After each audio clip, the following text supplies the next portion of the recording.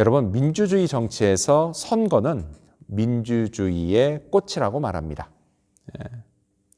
그건 국민이 투표를 통해 자기의 정치적 견해를 밝히고 나라의 통치자를 선출할 수 있기 때문이죠. 자, 이런 면에서요, 선거는 분명 좋은 제도입니다. 하지만요, 이 선거에도 분명히 단점은 있습니다. 자, 그게 뭐냐? 그건 바로 나라마다 조금씩 다르긴 하지만 어쨌든 일정 기간이 지나면 통치자가 바뀐다라는 것입니다. 물론요, 더 나은 통치자로 바뀌면 상관이 없습니다. 근데 문제는 백성들이 항상 더 나은 통치자를 뽑는 게 아니라는 사실입니다. 새로운 통치자, 어떨지는 아무도 모릅니다. 그래서요, 얼마든지 지금보다 더 나쁜 통치자를 뽑을 수도 있습니다. 자, 따라서요, 만일 세상에 이런 나라가 있다면 그 나라는 정말 좋은 나라일 겁니다. 매우 훌륭한 통치자가 있는 나라, 그리고 세월이 흘러도 바뀌지 않고 그가 영원히 다스리는 나라. 자, 이런 나라 백성들은 정말 행복할 겁니다. 이런 나라는요, 오늘 저와 여러분이 꿈꾸는 나라가 아닙니까? 그리고 우리뿐이 아니라 지나온 모든 세대, 모든 나라 백성들이 꿈꿔온 나라입니다. 이런 꿈은요, 남유다 백성들도 마찬가지였습니다. 자, 부패한 왕과 반백들에게 고통을 받아오던 백성들, 그들은 완벽한 통치자가 다스리는 완전한 나라를 갈망했습니다. 그런 나라의 백성으로 살고 싶었습니다. 그리고요, 이런 백성들의 열망은 하나님도 아셨습니다. 그래서요, 하나님은 이사야 선지자를 통해 그런 통치자가 다스리는 나라를 예언하게 하셨습니다. 그리고 그 통치자가 누구냐? 바로 메시아입니다. 자, 우리가 이사야서를 지금까지 쭉 묵상해 왔습니다. 자, 근데 이 이사야서를 보면요, 메시아가 다스리는 나라에 관한 예언이 2장에서 처음 나옵니다. 자, 그리고요, 장을 거듭할수록 조금씩 그 예언이 구체적으로 나오다가 오늘의 본문인 이 32장에서는 더욱 구체적으로 나옵니다. 자, 오늘 예언은 이렇게 시작됩니다. 이사야 32장 1절을 보면, 보라, 장차 한 왕이 공의로 통치할 것이요 방백들이 정의로 다스릴 것이며. 자, 이렇게 시작이 되죠. 자, 제가 읽은 이 1절을 보면요, 여기 나오는 한 왕이 있습니다. 여러분, 이 한 왕이 과연 누구일까요? 당시 사람들은요, 이 왕이 히스기야 왕일 거라고 생각했습니다. 근데 그럴 만도 한 게요, 히스기야 왕은 제2의 다윗 왕이라고 불릴 만큼 훌륭한 왕이었습니다. BC 715년에 왕이 된 히스기야는요, 그냥 우상 숭배로 찌들 대로 찌들어 있던 나라를 여호와 신앙으로 새롭게 만들었습니다. 나라 밖으로는요, 아수르의 침략을 2번이나 막으면서 나라를 안정시켰고요, 그리고 안으로는 백성들을 풍요롭게 해주었습니다. 하지만요, 그가 죽고 난 후에 남유다는 다시 원래대로 돌아갔습니다. 따라서요, 이 예언의 주인공은 히스기야 왕이 아니었던 것입니다. 성경은요, 그 주인공을 이사야의 예언으로부터는 약 700년 후, 그리고 오늘 우리로부터는 약 2000년 전 이 땅에 오신 메시아 예수 그리스도라고 증언합니다. 십자가에서 죽으시고 부활 승천하신 예수님, 그 예수님은 오늘도 살아계셔서 저와 여러분을 통치하고 다스리는 메시아 왕이 되십니다. 그렇다면요, 우리의 왕이신 메시아 예수님, 그분은 과연 어떤 분이실까요? 그리고 또한 그분의 통치를 통해서 우리가 받는 축복은 무엇이고, 또 통치를 받는 자로서 과연 우리는 어떻게 살아야 하는 걸까요? 오늘은 이사야의 메시아 예언을 통해서 우리가 얻을 수 있는 교훈을 알아보고자 합니다.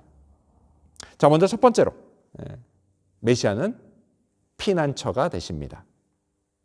메시아는 피난처가 되십니다. 자, 이사야 예언은 메시아 예수님을 이렇게 묘사합니다. 우리 2절 말씀을 같이 읽어볼까요? 이사야 32장 2절입니다. 읽습니다. 시작. 또 그 사람은 광풍을 피하는 곳, 폭우를 가리는 곳 같을 것이며, 마른 땅의 냇물 같을 것이며, 곤비한 땅의 큰 바위근을 같으리니. 아멘. 자, 이사야의 예언을 보니까요, 먼저 예수님은 우리에게 광풍과 폭우를 피하는 피난처가 되신다라고 합니다. 여러분 길을 갈 때요. 강한 바람이 불면 몸을 제대로 가누지 못합니다. TV에서 많이 보셨을 거예요. 산길 같은 데서는요. 막 강한 바람이 불면 자칫 발을 헛디뎌서 천길 낭떠러지로 떨어질 수도 있습니다. 평지에서도요. 강한 바람이 불면 어떻게 돼요? 사람이 휙휙 날아가 버립니다. 제가요. 미국 텍사스에서 살 때 그때 가장 무서웠던 게 뭐였는지 아십니까? 바로 이 토네이도 바람이었습니다. 한 번 토네이도가 싹 훑고 지나가는 데를 30분 후에 제가 지나간 적이 있었거든요. 여러분 공포 그 자체입니다. 그 현장은요. 그리고 이 토네이도 바람이 딱 올 때가 되면요. 이 토네이도 워닝 사이렌이 막 울립니다. 근데 여러분 이게요. 얼마나 공포스러운 소리인지 아십니까? 저는 이걸 아직도 잊지를 못합니다. 자, 그리고 되게 광풍이 불 때는요. 폭우도 함께 오죠. 그런 경우가 많아요. 자, 이런 광풍과 폭우 이거는요. 우리 인생에 불어닥친 엄청난 시련과 환란을 상징합니다. 우리가 살다 보면요. 인생의 광풍과 폭우에 휩쓸릴 때가 있습니다. 그러면 우리 몸과 마음이요. 몹시 흔들립니다. 걱정과 한숨에 이 밤잠을 이루지를 못합니다. 우리 영혼이 피난처를 찾습니다. 그런데 그때요. 우리를 살려주시는 분, 우리의 피난처가 되시는 분, 그분이 바로 예수님이십니다. 예수님은요. 이것들을 잠잠케 하시는 창조주 하나님이시기 때문입니다. 세상에요. 예수님보다 강한 광풍과 폭우는 없습니다. 예수님의 능력이 이 모든 것들을 다 잠잠케 하시기 때문입니다. 우리가 복음서를 보면요. 예수님이 갈릴리 바다 한복판에서 이 광풍에 휩싸인 제자들에게 이렇게 말씀하시는 장면을 볼 수 있습니다. 뭐라고 하시죠? 안심하라. 내니 무서워 말라. 주님은요. 오늘도 우리에게 똑같이 말씀하십니다. 안심하라. 내니 무서워 말라. 따라서 여러분, 이 주님의 말씀을 믿고 주님을 찾으시기를 바랍니다. 그러면 인생의 광풍과 폭우 속에서도 여러분의 영혼은 평안할 수 있습니다. 주님은요, 우리에게 이렇게 말씀하십니다. 우리 요한복음 16장 말씀 읽어볼까요? 요한복음 16장 33절입니다. 시작. 이것을 너희에게 이르는 것은 너희로 내 안에서 평안을 누리게 하려 함이라. 세상에서는 너희가 환난을 당하나 담대하라. 내가 세상을 이기었노라. 아멘. 우리가요, 예수님 안에서 평안을 누릴 수 있는 이유, 그건 이처럼 예수님이 세상을 이기셨기 때문입니다. 우리에게 환난과 시련을 주려고 찾아오는 사탄, 그 사탄을 예수님이 십자가의 보혈의 능력으로 이기셨기 때문입니다. 여러분이 예수님의 승리는요, 예수님을 구주로 믿는 저와 여러분의 승리인 것입니다. 이 예수님의 승리를 믿고 주님 안에 있는 평안, 그 평안을 누리시기를 축원합니다. 자, 우리가 이사야서로 다시 가서 2절 말씀 다시 읽어볼까요? 네, 다시 읽겠습니다. 2절입니다. 시작. 또 그 사람은 광풍을 피하는 곳, 폭우를 가리는 곳 같을 것이며 마른 땅의 냇물 같을 것이며 곤비한 땅의 큰 바위 그늘 같으리니. 아멘. 자, 이 2절의 말씀, 이 예언처럼요. 주님은 마른 땅에 흐르는 시냇물 같은 분이십니다. 자, 메마른 사막. 거기에 냇물이 흐르면요. 그곳에 죽은 줄로만 알았던 새싹이 피어나고 나무가 자라기 시작합니다. 생명이 살아납니다. 근데 여러분, 예수님이 그런 분이다라는 거예요. 여러분, 예수님은요. 인생의 고초와 시련으로 죽어가는 우리 몸과 마음, 거기에 생명의 물을 주시는 분이십니다. 그리고 몸과 마음뿐이 아니죠. 죄와 허물로 죽어가는 우리 영혼, 우리 영혼에도 생명수를 부어서 다시 살아나게 하시는 분이십니다. 요한복음을 보면요. 주님이 한낮에 우물 길러 나온 사마리아 여인에게 이렇게 말씀하시는 장면이 있습니다. 우리 요한복음 4장 14절 말씀도 읽어보겠습니다. 읽습니다. 시작. 내가 주는 물을 마시는 자는 영원히 목마르지 아니하리니 내가 주는 물은 그 속에서 영생하도록 솟아나는 샘물이 되리라. 아멘. 여러분, 이 영생하도록 솟아나는 샘물, 이게 뭐냐? 이게 바로 우리가 예수님을 믿을 때 받는 성령입니다. 성령이에요. 그리고 우리는 이 성령으로 우리 영혼의 목마름을 해결받게 됩니다. 죽어가는 영혼이 다시 살아나고 더욱 살아납니다. 그래서 가야 할 인생의 걸음을 계속해서 내디딜 수 있게 됩니다. 따라서 여러분, 이 성령으로 충만해지시기를 바랍니다. 끝으로 메시아는요, 곤비한 땅의 큰 바위 그늘 같은 분이십니다. 곤비한 땅. 이건요, 광야를 뜻합니다. 여러분, 이스라엘에서는요, 어딘가 이렇게 먼 길을 가야 할 때, 그때요, 이 광야를 거치는 일이 많았다고 합니다. 근데 여러분, 광야길을 걷는 게 이게 얼마나 힘든 일일까요? 근데 하지만요, 힘들다고 해서 안 갈 수도 없는 노릇입니다. 가야 돼요. 근데 여러분, 어쩌면 우리 인생도 이렇지 않을까요? 여러분, 우리 중에요, 사는 게 쉬운 사람이 몇이나 있겠습니까? 인생이 다 힘들게 느껴집니다. 근데 하지만 그렇다고 해서 살지 않을 수도 없는 노릇입니다. 왜요? 우리에게는요, 목적지가 있기 때문이에요. 인생의 목적지. 자, 그런데요, 이런 험한 광야길에서 큰 바위, 이 큰 바위는요, 나그네에게 시원한 그늘을 제공해 줍니다. 자, 그늘에서 안식하는 동안 나그네는 지친 몸을 회복하고 새로운 힘을 얻게 됩니다. 그리고 그 힘으로 다시 일어나서 가야 할 길을 계속해서 가게 됩니다.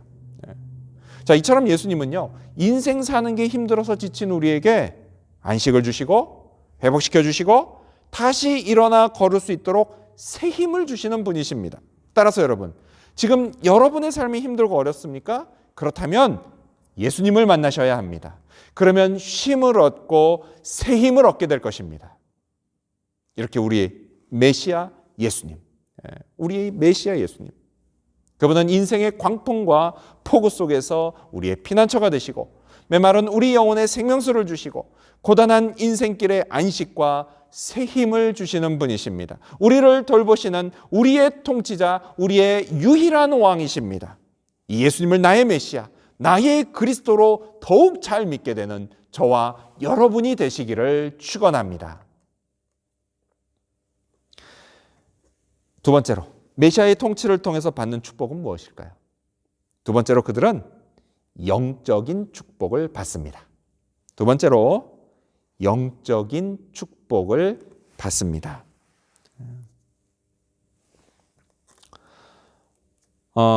육신을 가지고 그리고 물질 세계를 사는 우리 인간, 여러분, 우리 인간은요, 누구나 먹고 사는 문제를 고민하기 마련입니다.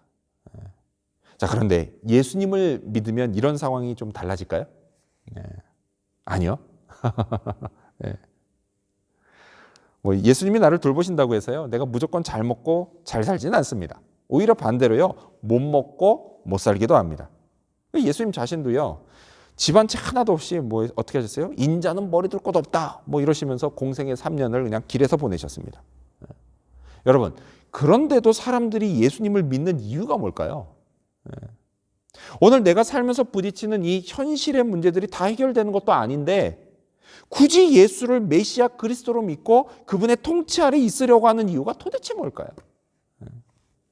그 이유는요, 이런 물질 세계의 것들이 다 채워지지 않아도 이것들을 압도하고도 남는 더 크고 좋은 것을 받을 수 있기 때문입니다. 그게 바로 영적인 축복입니다. 성경 로마서는요, 우리 인간이 원래 이런 상태다라고 말씀을 합니다. 우리 로마서 말씀 읽어볼까요? 로마서 3장입니다. 3장 10절에서부터 12절까지 읽고요. 그리고 17절과 18절을 읽겠습니다. 읽습니다. 시작. 기록된 바 의인은 없나니 하나도 없으며 깨닫는 자도 없고 하나님을 찾는 자도 없고 다 치우쳐 함께 무익하게 되고 선을 행하는 자는 없나니 하나도 없도다. 평강의 길을 알지 못하였고 그들의 눈앞에 하나님을 두려워함이 없느니라 함과 같으니라. 아멘. 여러분, 이게요, 예수님을 믿고 거듭나기 전 저와 여러분의 상태였습니다. 하나님을 모르고 사는 인생, 뭔가 열심히 하면서 살긴 하지만 창조주 눈에는 선한 것 하나도 없는 인생. 분명 많이 벌고 많이 쓰고 많이 먹지만 내 안에 평강이 없는 그런 인생. 내 마음속 한 구석이 여전히 채워지지 않는 인생. 미래가 막연히 불안하기만 한 그런 인생. 그래서 어떤 사람은요, 인생을 그냥 막 살면서 죄책감을 느끼지도 않습니다. 이게 바로요, 눈앞에 하나님을 두려워하지 않는 인생이에요. 하나님이 보이지도 않고 하나님의 말씀이 들리지도 않는 그런 인생인 것입니다. 하지만 여러분, 우리가 예수를 구주로 믿고 메시아의 통치를 받기 시작하면 달라집니다. 우리는요, 하나님도 보이고 하나님의 말씀도 들리기 시작합니다. 자, 그게 예언된 게 바로 3절이에요. 우리 이사야 32장 3절 말씀 읽어볼까요? 읽습니다. 시작. 보는 자의 눈이 감기지 아니할 것이요 듣는 자가 귀를 기울일 것이며. 아멘. 맞습니다. 여러분, 이게 바로요 메시아의 백성이 받는 축복입니다. 여러분, 우리가 하나님을 볼 수 있고 말씀이 들리는 거, 이게 얼마나 큰 축복인지 아십니까? 왜냐면요, 하나님만이 우리에게 영원한 생명을 주시기 때문입니다. 오직 하나님만이 우리를 죄에서 건져주시고 우리의 영혼을 구원해 주시기 때문입니다. 우리에게 영원한 미래를 약속해 주시기 때문입니다. 오직 누구요? 하나님 밖에는 없습니다. 그리고 여러분, 이것들뿐이 아니에요. 여러분, 하나님이 세상을 어떻게 창조하셨죠? 예, 말씀으로 창조하셨습니다. 따라서 여러분, 하나님의 말씀은 그냥 말씀이 아니에요. 여러분, 이 하나님의 말씀 안에는 세상을 창조할 만큼 엄청난 능력이 들어있습니다. 바로 이 말씀이 내 귀에 들리고요, 내 마음에 받아들여질 때 이 말씀이 내 안에서 막 역사하기 시작합니다. 그래서요, 지금까지 비관적이었던 생각이 막 희망적으로 바뀝니다. 그리고 의미 없이 살아왔던 삶에요, 목적이 생겨요. 그래서 어떻게 해요? 여태껏 내가 하나님과 상관없이 살았었는데 이제는요, 하나님과 막 함께 살려고 합니다. 그래서 눈을 더 크게 뜨고 귀를 더 기울여서 하나님의 말씀에 집중하게 됩니다. 영적인 귀가 열려서요, 막 찬양이 즐겁습니다. 이전에 그렇게 유치한 노래가 또 어디 있습니까? 멜로디. 근데 이제는 막 귀가 열리고 눈이 떠져서 이 찬양이 막 즐겁습니다. 찬양이 너무 좋습니다. 그리고 마음에 뭐가 생겨요? 그러다 보니까 평강이 생기는 거예요. 평안이 생겨요. 그래서 나를 지배하고 있었던 막연한 두려움, 이 두려움을 쫓아낼 수 있게 되는 겁니다. 여러분, 이게 얼마나 큰 축복인지 아십니까? 성경 로마서는요, 인간의 상태를 또 이렇게 말씀합니다. 우리 로마서 3장 13절부터 16절까지 읽어볼까요? 읽습니다. 시작. 그들의 목구멍은 열린 무덤이요 그 혀로는 속임을 일삼으며 그 입술에는 독사의 독이 있고 그 입에는 저주와 악독이 가득하고 그 발은 피 흘리는데 빠른지라 파멸과 고생이 그 길에 있어. 아멘. 자, 성경은요, 하나님을 모르고 하나님 없이 사는 인생은 그 입에 저주와 악독의 말이 가득하다라고 합니다. 막 거짓말을 일삼고 그걸로 사람을 인격살인한다라고 합니다. 성경은요, 그런 사람의 인생길에 뭐가 있다고요? 파멸과 고생이 있다고 말씀합니다. 그렇습니다. 인간의 삶에 파멸과 고생이 있는 근본적인 이유, 여러분, 그건요, 하나님을 모르기 때문입니다. 하나님을 모르는데요, 입에서 하나님을 높이고 찬양하는 말이 나올 리가 없죠.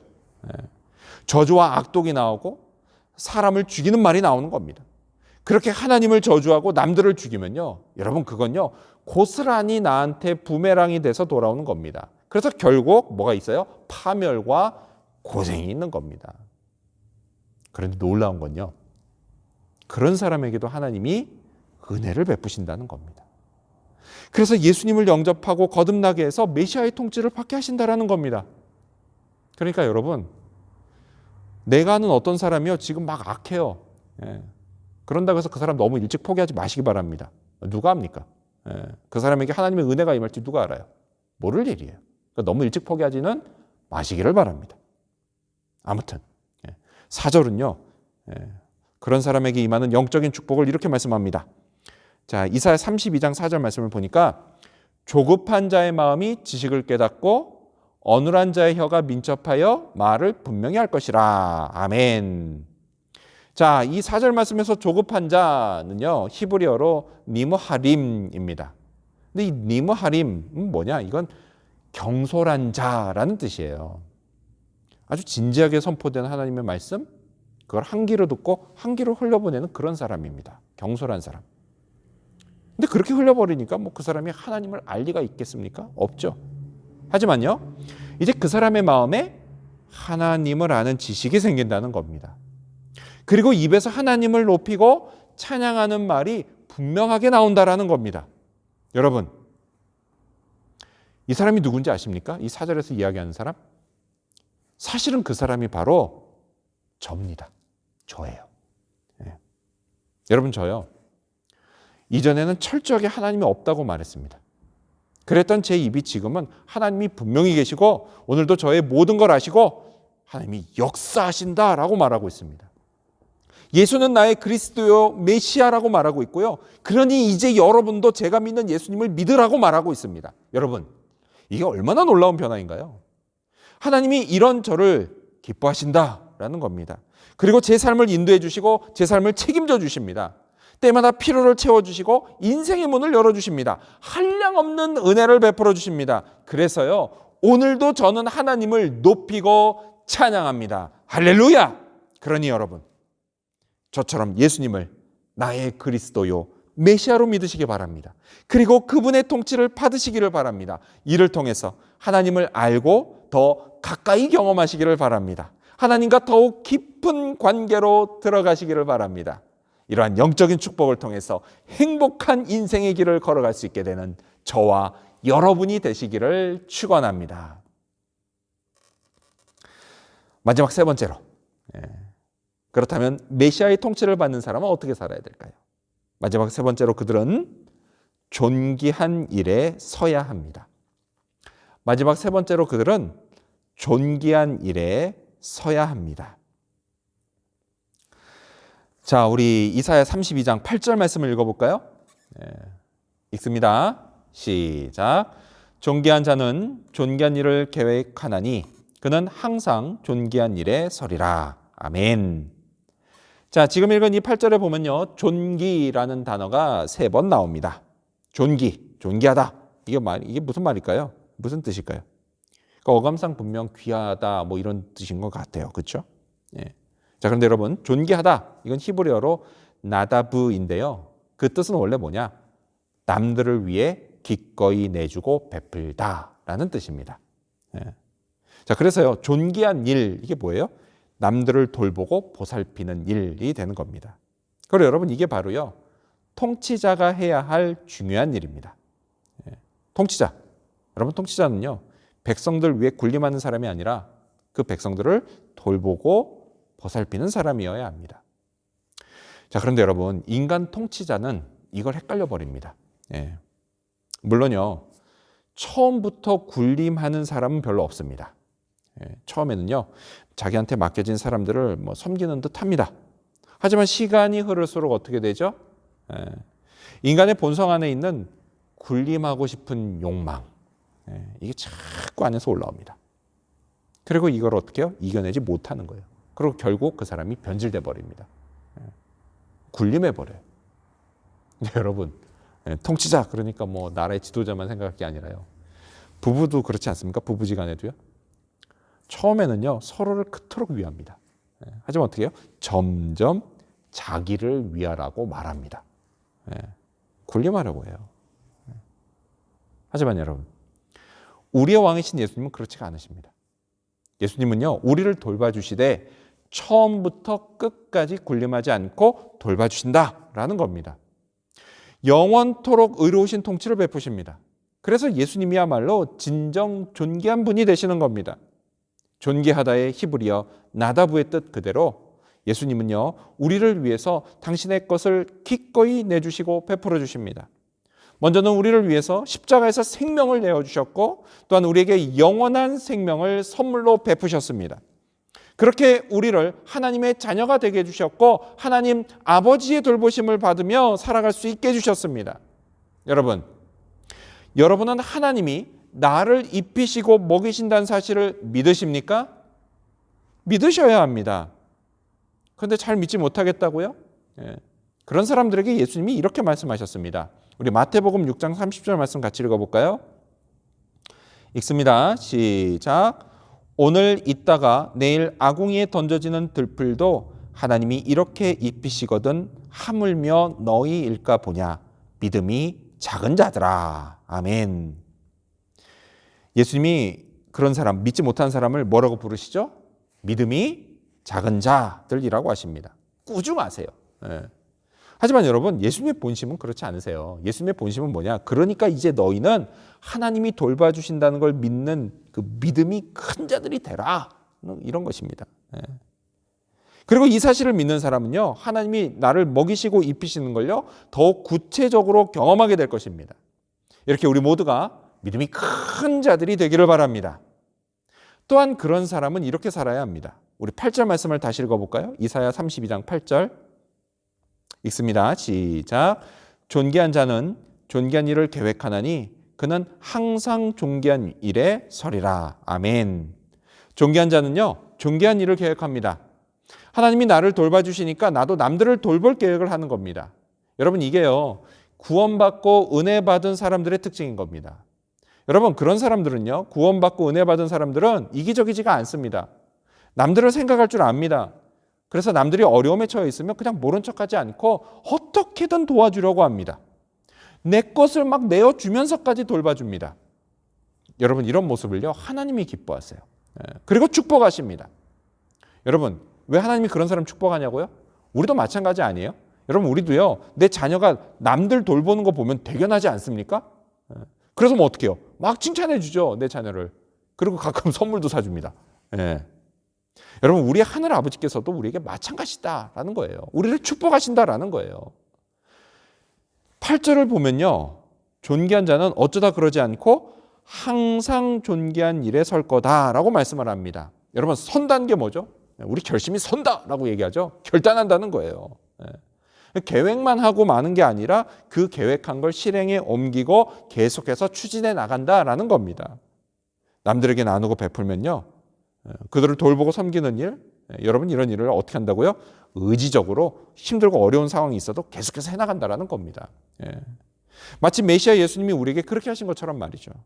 그런 사람에게 하나님이 얼마나 많은 축복을 하시겠습니까? 또한 그런 교회를 하나님이 얼마나 축복하시겠습니까? 저는요, 우리 교인들이 이처럼 존귀한 자들이 되기를 바랍니다. 또한 우리 교회가 존귀한 일에 항상 서 있는 교회가 되기를 바랍니다. 그리고 이를 통해서 하나님께 영광을 올려드리는 그날을 보기를 원합니다. 여러분, 우리 이민자들의 삶은요, 정말 힘듭니다. 가뜩이나 요즘은 코로나 바이러스 이것 때문에 더 힘들어졌습니다. 생각대로 되지 않는 일들이 많아졌습니다. 그래서 실망하고 낙심하는 일들도 많아졌습니다. 또 앞으로 헤쳐나가야 해야 할 일들이 막 산적해 있습니다. 이런 거 생각하면요, 진짜 괴롭고 아찔합니다. 하지만요, 그래도 여전히 우리에게는 희망이 있습니다. 왜요? 우리를 돌봐주시는 분이 계시기 때문입니다. 바로 우리의 왕, 메시아 예수님, 그리고 아버지 하나님이십니다. 이뿐이 아니죠. 또한 하나님의 손과 발이 되어서 지금도 서로를 섬기는 우리 모두가 있기 때문입니다. 우리가 서로를 사랑으로 보살필 때 하나님은 그런 우리를 축복하십니다. 우리 교회를 축복하시고 우리 각 사람을 축복하십니다. 따라서요, 비록 우리 각자의 삶이 힘들고 어렵더라도 주님의 사랑으로 우리는 서로를 돌보고 보살펴야 합니다. 서로를 위해서 기도해야 합니다. 위로가 되고 힘이 되는 말들을 해주어야 합니다. 외로운 사람이 있다면 함께 있어줘야 합니다. 그것이 메시아의 통치를 받는 백성이 가야 할 길입니다. 그리고 그 길 끝에 영광이 있습니다. 이 영광의 날을 바라보며 힘들고 어려운 시기를 함께 극복하고 이겨나가는 저와 여러분, 그리고 우리 지구촌 교회 모든 성도님들이 되시기를 주님의 이름으로 축원합니다.